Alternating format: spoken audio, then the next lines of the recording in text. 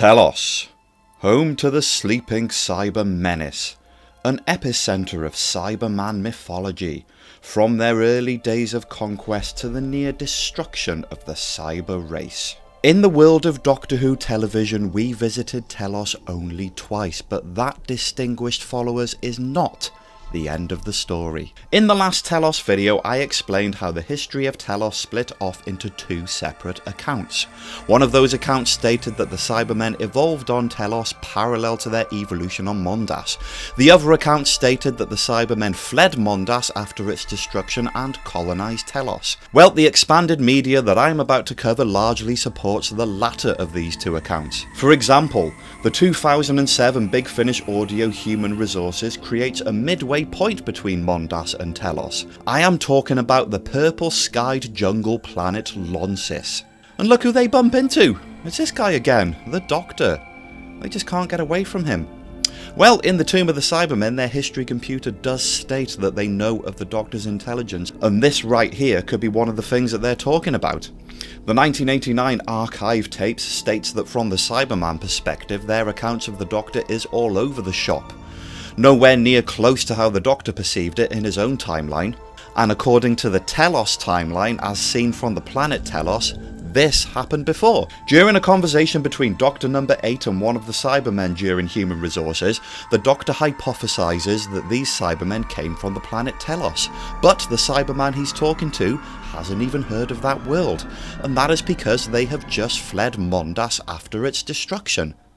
But I'll tell you what they have heard of: Planet 14, the base of operations for the invasion. Now, I'm not sure whether this is intentional or not, but the snippets of continuity delivered in this dialogue during Human Resources fits snap bang into the information given in the archive tapes. Cyber faction diverged from Mondasian Cybermen, colonised Planet 14, invaded Earth, failed, and then sometime during that process, the evolution of Cyber-Telosians came from that faction. It even explains why they look like Cyber faction on the front cover of this audiobook. And the Cybermen in this story, even though there is the classic Nicholas Briggs Big Finish Cybus modern wobbly robotic design to their voices, which you hear in pretty much every audiobook that contains a Cybermen, they also have a little bit of a Mondasian tint to their voices, because the history of Mondas as far as these guys are concerned aren't that far behind them. Though dealing largely with the life and times of audio-exclusive companion Lucy Miller, a lot of Time Lord trickery, and a whole planet that we've never even heard of before, this is perfectly viable as far as the Cyber Archive tapes are concerned. It fits nice and snug into the early Cyberman mythology as you and I have grown to understand it so far. So let's move on. I'm not going to pretend that all of this expanded media that I'm about to cover fits perfectly into one another. It doesn't. The centuries are a bit skew-if. Some of the facts don't add up. It's fine, it's Doctor Who. However, there are some lovely homages to some classic Doctor Who things. By the way, I am going to talk about Big Finish Audio, and I am going to be deep diving, so spoiler alert. If you want to listen to them and you haven't listened to them, then don't watch this, but listen to them and then come back and watch the video, so we can all talk about it together. The legacy of the planet Telos and its relationship with Cybermen is split up into two main sections: the bit where the Cyber-Telosians wake up, and the bit right at the end where Telos gets destroyed along with the Cyberman race in its entirety, sort of, nearly, almost. The 500 years prior to the event when the Cybermen wake up, whereby the Cyber-Telosians subjugate the planet from the Cryons, is never shown, only referenced. And maybe this is because no Doctor Who writer dares to set the record straight as to what originally happened on Telos. Basically, what you've got is a 500-year blank canvas, but that's okay because they're all sleeping anyway. And then, Professor Parry. Professor Parry's archaeological expedition to the planet Telos, as seen in the Tomb of the Cybermen, is an unmitigated disaster. It's really bad, like really flipping bad. One of the expedition team dies just opening the door. The expedition itself is corrupted to its core by the self-serving influence of the Brotherhood of Logicians, who in turn embarrass themselves by trying to negotiate with the Cybermen. Basically, everyone kicks the bucket except Professor Parry, Captain Hopper, and the very unlucky Jim Callum. Trust me, he's unlucky. Well, at least with the Doctor, Jamie, Victoria and good old Toberman's help, they reseal the Cybermen in their tombs and wound not destroy the controller. And yup, time to leave this cursed world and try your level best to forget that this whole nightmarish spectacle ever even happened. Well, here's something everybody definitely did forget. These two Telosian Cybermen from the future messing around with the second Doctor's head while an evil version of K9 trundles around along with a giant robot that's possessed with the fourth Doctor's brain, and they're chasing after Jamie. More specifically, Jamie's kilt. Why? That's why. 2015's Return to Telos. This Big Finish story takes us back into the throes of Tomb of the Cybermen, covering that first initial expedition with some fresh new twists. Alongside Fraser Hines reprising his role as Jamie as well as doing a knockout impersonation of Patrick Troughton, we also get the return of the classic Mondasian Cybermen voice. That monotonic, buzzy, emotionless, robotic drawl. It's brilliant, and he's having lots of conversations with a modern sounding cyber planner, which just sounds really cool. I love it. No needless overwriting this time, folks. Classic Telosian Cybermen running the show with a little extra bass right in your ears. I love it. Return to Telos follows directly on from the fate of Krelos, and Krelos is a neighbouring planet to Telos and one that the Cybermen have used to surreptitiously slow cook an invasion from within, on a city-sized scale, or more to the point, a planet-sized scale. It's kind of like some of the stuff that you might remember from Spare Parts if you've listened to that one. Krelos goes from being a scenic mountainous fishing retreat to a cyber-Telosian wasteland, and it's all because of Jamie's kilt 200 years ago. Basically, at some point, right there, I think, Jamie's kilt snags on some cyber particles, which he brings back to the TARDIS. Those cyber particles then use the TARDIS's energy to revive itself, and when K9 is cleaning the TARDIS in this particular story, he gets infected with cyber particles and turns into an evil cyber dog. Not only that, but the Doctor snags the same particles on his scarf, which, yeah, I guess it is kind of like Jamie's kilt, isn't it? And then he brings it to the planet Krelos, and there you go. Bit of an elaborate plan from the Cybermen, but it works. Krelos is screwed. Cyber particles, the main enemy. But here's the fun part. Both the 4th Doctor and the Telosian Cybermen of the 27th century travel back to the events of the Tomb of the Cybermen. The Telosians are trying to mess with the brain of the 2nd Doctor because it's always just good to have a Doctor on board when you're trying to do these things. And it all happens not long before Peter Hayden gets himself shot in the back. We all remember that from the classic episode, don't we? The Cybermen decide against doing the mind control thing against the Doctor because it's killing him, and that stops him from causing the Krelos invasion. Cybermen and time travel, just don't bother. It's not your forte.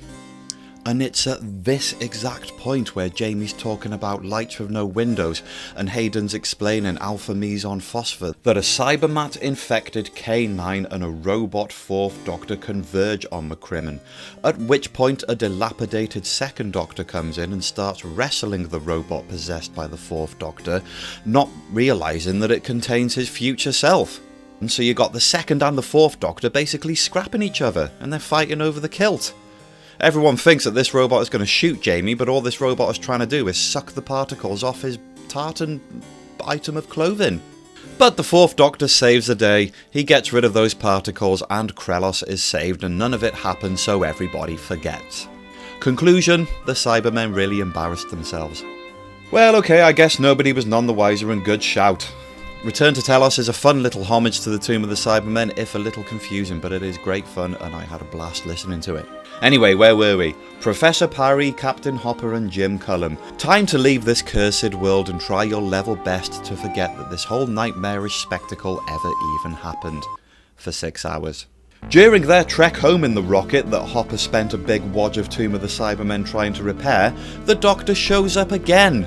This one, the Cricket Man. But that's okay because Parry, Hopper and Callum didn't get away safe anyway. Their ship is riddled with cybermats. Oh, by the way, they took the body of that guy, Doorman. Look, there's your Cybermat waking up there in the final moments of the original Tomb of the Cybermen. Good job, Big Finish. Callum, the poor bloke that you thought survived the adventure, gets turned into a Cyberman, and Captain Hopper gives up his life to save everybody else when the ship is exploding. The hero's death we never knew he had, and the sequel to Tomb of the Cybermen we never knew we needed. Secrets of Telos. I really like this one. Turns out Professor Parry was in academic competition with Professor Vanson. They were both racing to hit the Telos finish line. He made it, as we all know. She vanished. But only because she found this place, Telos Minor, a kind of jungle counterpart to Telos, nothing to do with Lonsis or Krelos, it's a different world again. After Hopper's ship was destroyed and the Dr. Nissa, Tegan and Morton,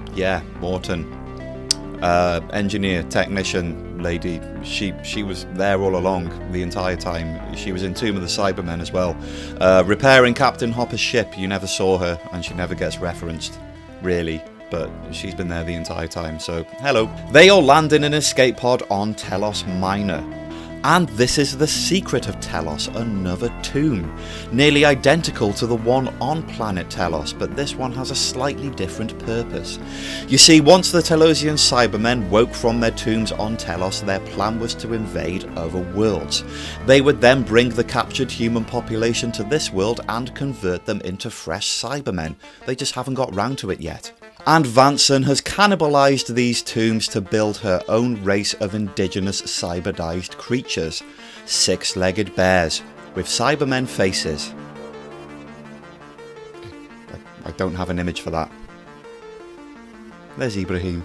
When the Doctor shuts down this barbaric operation with the unwitting help of the Cyber-Telosians who do not appreciate misuse of their technology, Professor Parry and Morton decide that they're going to remain on Telos Minor, so wrapping up the Professor's story as far as we can tell. And to this date, this is the last ever story that the Doctor Who universe has produced regarding the Cyber-Telosians.